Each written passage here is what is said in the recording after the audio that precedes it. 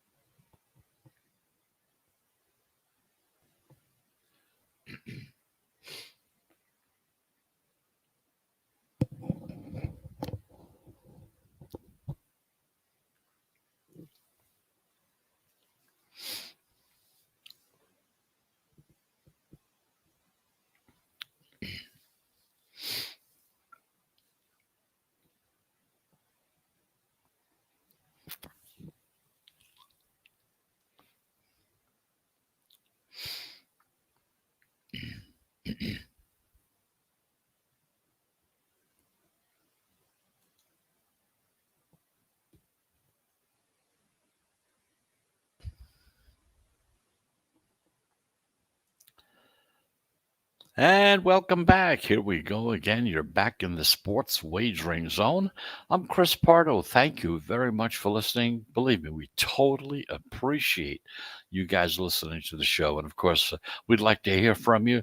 Of course, we are on the I-95 Sports and Entertainment Network. Of course, we're also podcasting on most of your major podcast platforms, like Spotify or Apple or Google. You can get a hold of us just about any time of the day or night. But if you want to get in touch with us, physically or through emails anyway, okay, it's very simple. Just simply send that email to the sports wagering zone at gmail.com and we'll be happy to answer any questions. And of course, like I said, we're coming to you live from Denver. So if you're ever in the Denver area, if you live in the Denver area, or maybe you're coming on a visit or something, or maybe attending some college ceremony or something, by all means, give us a kind of a quick shout out as far as emails go, and be happy to meet you somewhere. Maybe have lunch together. Maybe talk about things. Kind of meet each other. It's not a bad idea to kind of do that as well. But again, that's up to you. We're here in the Denver area. If you're ever around, just send us an email. We'll try to get together if we can make it work out. In the meantime, let's talk about where the money's going on 3 games today in Major League Baseball. To start with, at 7 o'clock, you got the Los Angeles Angels and the Detroit Tigers. Now, this is a different game now. The Angels are 60-61. They're just a little over 500. The Tigers are at 58-63. not having a great season at all, but they have been playing spoiler here and there. They haven't been really that bad kind of a bet to look at throughout the season as far as the dog is concerned. But the Angels, they stole last night's opener 8-2. They were a plus 130 road dog in that game, okay? And in tonight's rematch, Los Angeles comes back with their two-way starter, Shohei Ohtani. Oh yeah, shades of Babe Ruth, as they say. See, 7-1 so far this season with a 2.93 ERA.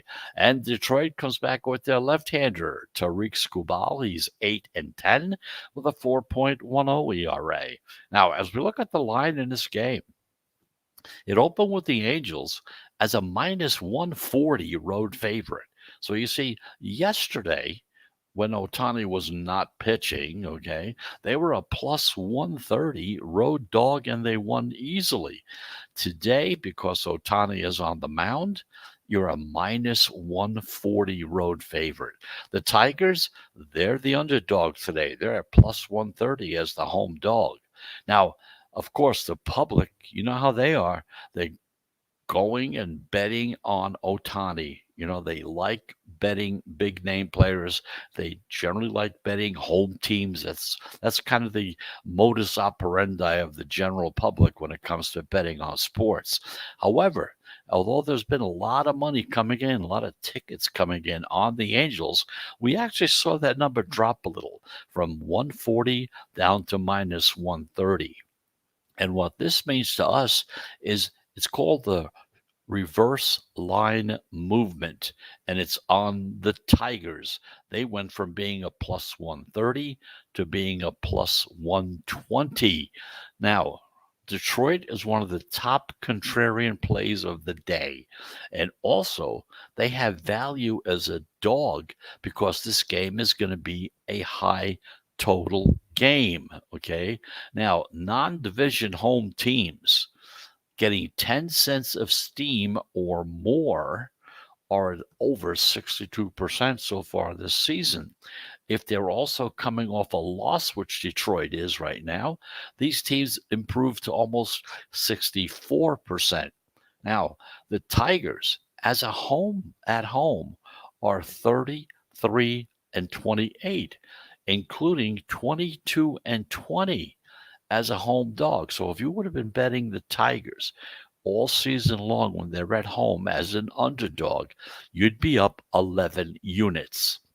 For you guys out there, when we talk about units, it just depends on about the amount of money that you bet. Some people bet $10, some people bet 100, some people bet 1,000. So you just kind of quantify it as a units. If you're betting $10, you made $110. If you bet $100, you made $1,100. So that's how you kind of look at it. So, like I said, they've been a very good dog team this year, especially when they're at home. The Angels are 27-31 on the road. And so we could also be looking at a higher scoring game in this situation. The total, like we said, it's up there at 8.5. And not only that, but they're juicing up the over to minus 120. So you know what that means? It means that there's a good possibility that that 8.5 number would rise up to 9. Now, the over between these two teams this season, 4-1 so far this season. So in this game between the Angels and the Tigers, the pros, the analytics, everything points to the Detroit Tigers, the underdog in this game. And of course, the over is the other play as well. Over 8.5, you may have to go over 9 if you get in too late. So that's the first game at 7 o'clock. Then around 8 o'clock, you got the Seattle Mariners against the Texas Rangers. Now, Seattle is 64-56. Texas having a very disappointing season, 42-77. Now, the Mariners took care of business yesterday. They beat the Rangers 3-1.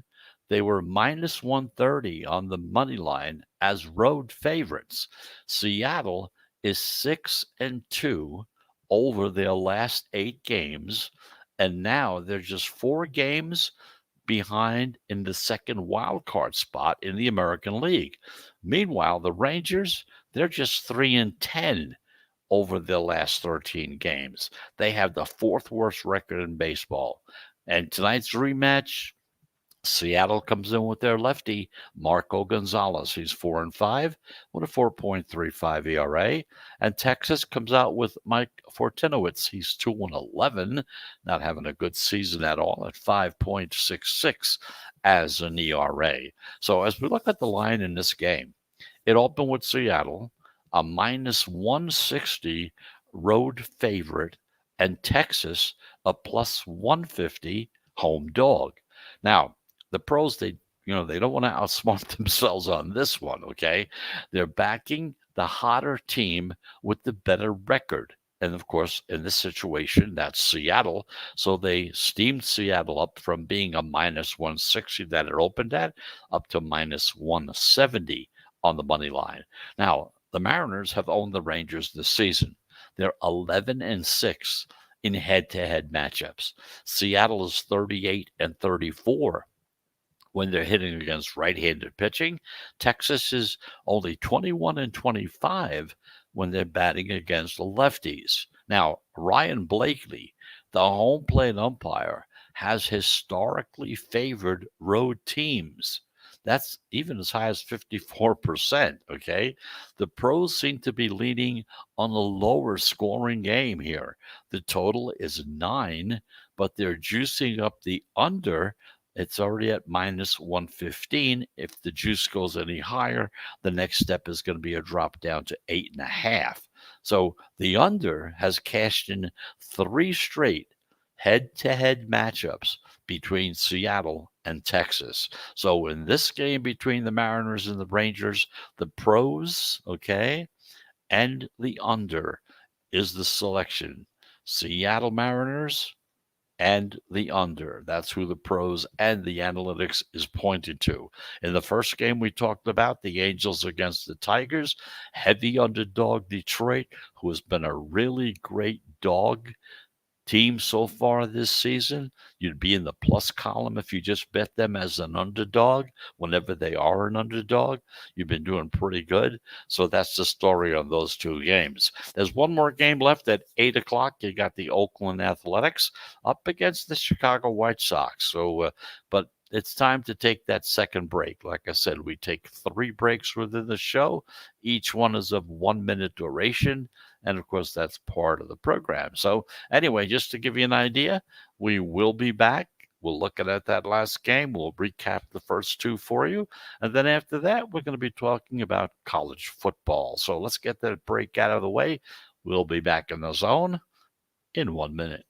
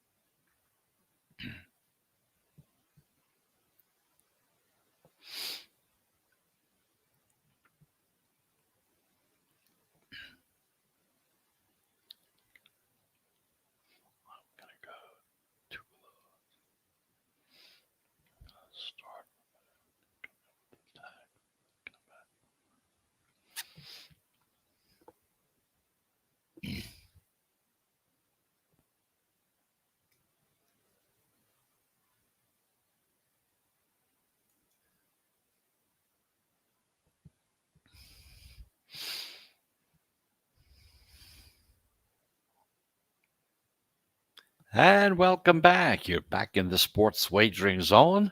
I'm Chris Pardo. We're coming to you live from Denver, the Mile High City, out here in Colorado on the I-95 Sports and Entertainment Network. We're also podcasting on most of your major podcast platforms, such as Spotify or Spreaker or even Apple Podcasts and iHeartRadio.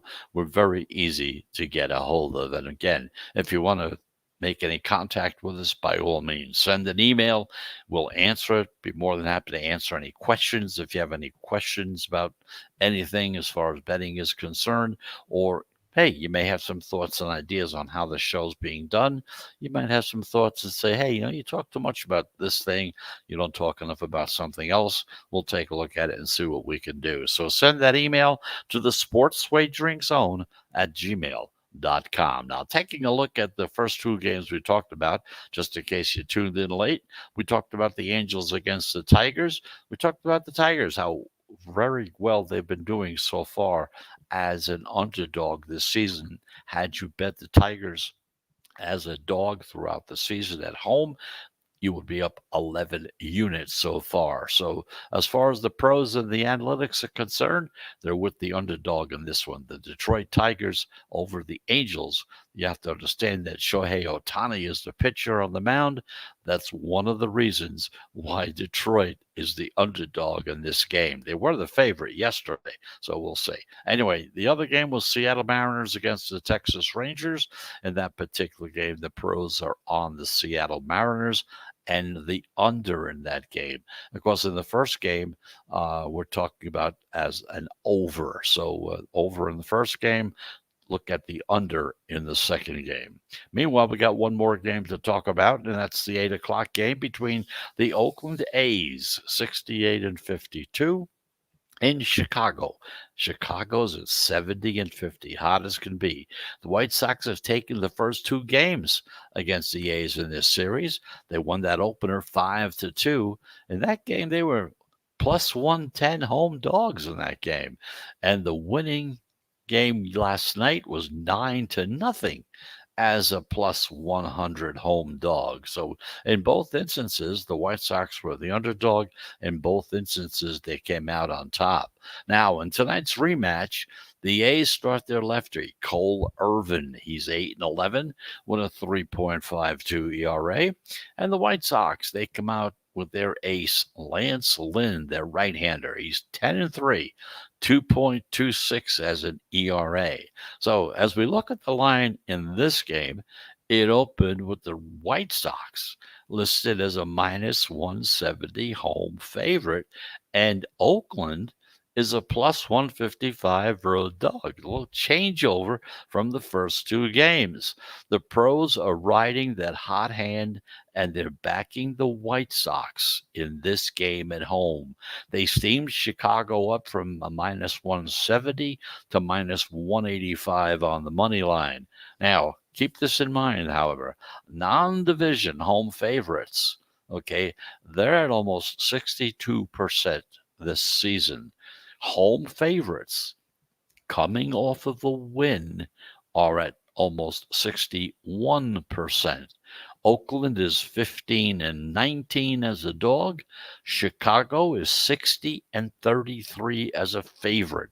So they're at 65.5% as a home favorite. Now, the White Sox also, they slaughter lefties, going 21-12 overall against left-handers this season. Chicago's going to, of course, lean on their bats in this game as well. They're hitting at .251, which ranks them as the sixth best hitting team in Major League Baseball. The Athletics are hitting at .237, kind of drops them down to 20th. Now, the pros are leaning on the under in this game as well. We've seen the total drop. It started out at 9, went down to 8.5. Now, as far as weather, because, Chicago is the windy city, they're talking about temperatures in the high 70s, 5-mile-per-hour winds blowing in from center field, blowing in. That's why everybody seems to be on the under in this game. So Oakland against Chicago. The pros in this game are on the Chicago White Sox. Once again, to recap the three games for today, we talked about Los Angeles Angels against the Tigers, pros and the analytics on the underdog in that game, the Detroit Tigers. At the Seattle Mariners and the Texas Rangers. In this game, the pros are on the Seattle Mariners. And finally, the 8 o'clock game, the Chicago White Sox against Oakland. the pros are on the Chicago White Sox without any difficulty whatsoever. Even though, if you do like this game and you like the White Sox, you're going to have to lay some heavy wood on this one as well. So we're going to go back now and take a look at some of the numbers on this little method, this system that we talk about. If you're new to the show, all we're doing is taking a line movement, whichever direction that line movement is going. Generally speaking, that's the direction the pros are going. The pros and their betting is what makes the line move. Okay. Just keep that in mind. So, as far as this little method is concerned, yesterday we had three plays. We had Toronto over Washington, and that was a loser. We had the Rays over Baltimore, and that was a winner. And we had the Brewers over the Cardinals, and that was a winner. So we had two winners and one loser.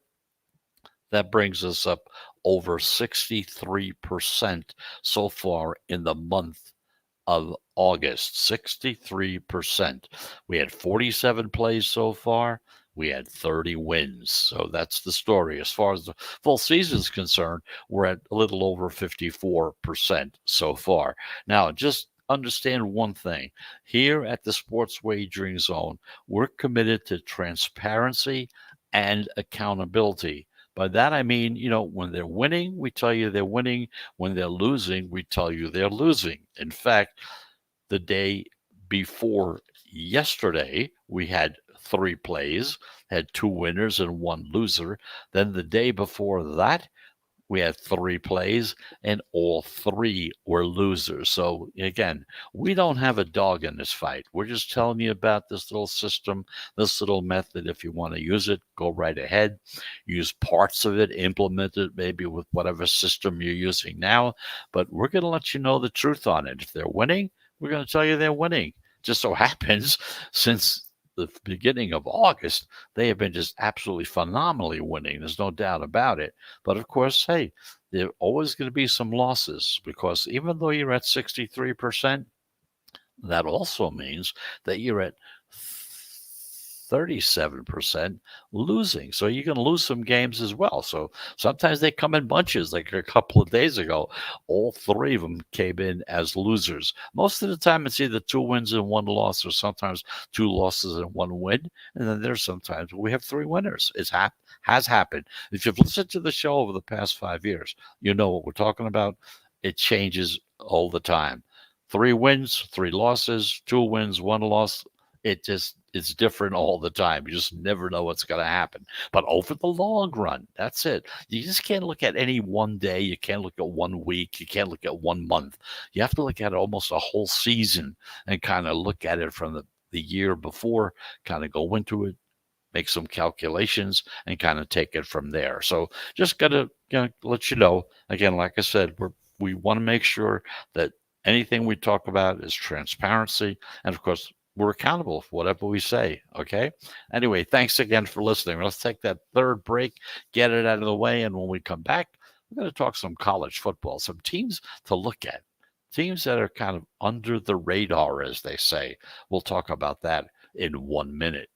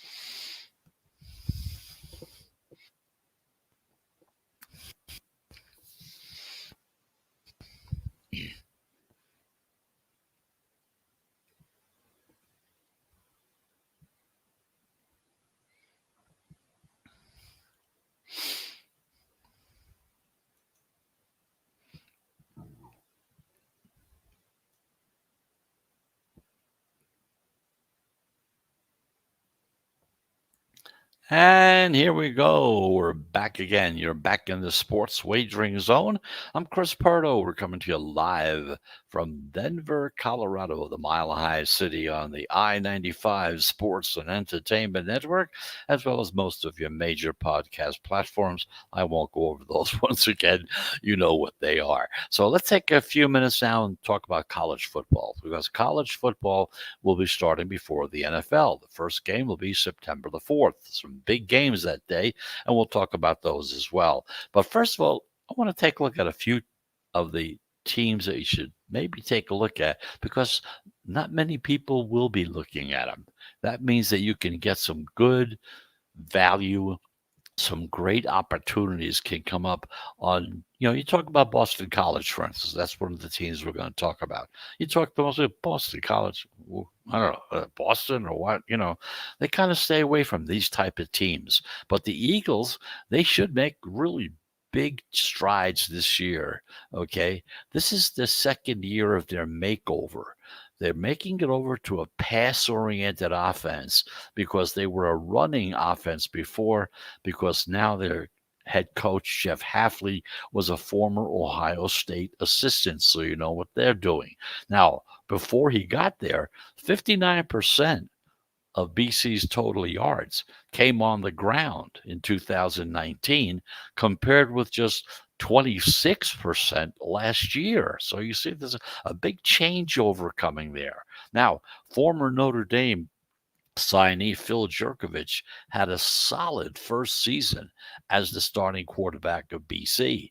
He throws to a talented core of pass catchers, yet their first team All ACC selection, Zay Flowers, he totaled 56 receptions for almost 900 yards, and he had 9 touchdowns in 2020. So take a look at Boston College, see what they're doing. Also, a little further west now, let's go to the other part of the country, out to Utah. If you're going to bet your hard-earned pre-tax dollars on Kyle Whittingham's Utah Utes, has proven a wise investment in recent years. In fact, over the past 7 seasons, we're not talking last year or 2 years ago, they're 51-33 with one push against the spread. 51-33. That's a winning mark of 61%. Remember, 52.3 is your break-even point. So a return on investment of more than 15% if you were betting on Utah over these past few years. Now, some are reporting an August quarterback competition, okay, but I'd be shocked if the Baylor graduate transfer, Charlie Brewer, is not under center when the curtain opens up in September for Utah. Brewer was hindered by that shaky Baylor offensive line. It allowed 146 sacks in his 4 seasons at Waco, but he still threw. In spite of that, he threw for more than 9,500 yards during his Big 12 career. So again, Utah 51-33 over the past 7 seasons. Again, take a look at them, see what happens. Then there's Nevada. We're going to stay out west right now. The Wolfpack. They can make a little noise on the national scene out of the gate in September, because they have road games against Power 5 schools. They're up against Cal and Kansas State. The Wolfpack, arguably, they have the Mountain West top offense, engineered by the conference's returning offensive player of the year. That's Carson Strong. He's thrown for almost 5,200 yards in 2 seasons. Now, Romeo Dubs and Elijah Cooks are terrific receivers, no matter how you look at them. Nevada, they're kind of my dark horse candidate to win that Midwest Conference title. And let's take a look at one more team before we go. Let's go back east a little bit. Let's look at Liberty. In just its 4th football season. It's only the 4th season for Liberty. They never had a football team before. They're playing an exciting, and they're playing a really great winning brand of football. They got that former Mississippi coach, Hugh Freeze. He's the coach of the team. The Flames averaged 38 points per game last year, and they feature a really potential NFL first-rounder at quarterback. He's Malik Willis. He's a dual threat quarterback. He threw for over 2,000 yards, ran for over 900 yards last year, And Liberty plays one of the nation's easiest schedules. They've covered 13 of their last 16 games. That's what's important. The Flames' most challenging games don't come until sometime in November. Then they go to Mississippi, and then they host Louisiana, and of course they play Army this year as well. So Liberty, again, one of those teams under the radar, we call it. Okay, Nevada, another one. Utah is another one, and of course Boston College. So again, we're going to talk about these teams later on as well. But of course, it's most important that you kind of get an idea as to some of these under the radar college teams. Do you hear those numbers I'm telling you about? Okay. 59%, okay, as far as betting on Boston College, Utah, all these games. Because you know what, the general public, yeah, they're gonna bet you North Carolinas, the Ohio States. They're gonna bet, the big teams, the big SEC teams, okay, and they just forget about these other teams. Meanwhile, there's lines on these games. Watch them real close. They could be very, very profitable for you as well. So that's the story there. So that's it for college football for today. Like I said, the season is just around the corner, coming up on September the 4th. Some big games coming up that day. So let's take a look at the three baseball games we got lined up for today. As far as the pros and which direction they're going, the Angels against the Tigers. In that game, the pros are on the underdog, the Detroit Tigers, who happen to be a really good contrarian play. They always have been throughout the entire season, doing very, very well. Seattle against Texas. In that game, like the Seattle Mariners. Oakland against the White Sox. In that game, the pros are on the Chicago White Sox. So those are the games for today. We talked about some college football, some things you want to think about, taking a look at some teams under the radar. There are more, but those are the ones that we kind of took a quick look at.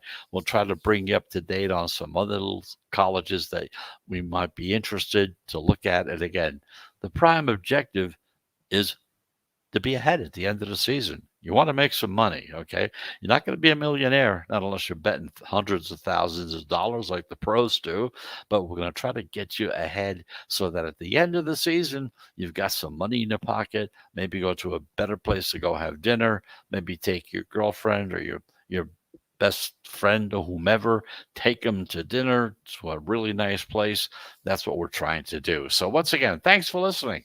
We'll be back again tomorrow at I-95, the Sports Wagering Zone, and of course on most of your major podcast platforms right here coming to you from Denver, Colorado. So it's Wednesday, it's hump day, it's the middle of the week. I wish you have a really great Wednesday. And if you're going to bet any of these games today, I hope you have a profitable Wednesday as well. So until tomorrow at 1 p.m. Eastern Time, I'm Chris Pardo. Thanks for listening. We'll be back on the I-95 Sports Network and most of your major podcast platforms. Until then, goodbye, everybody, and good luck.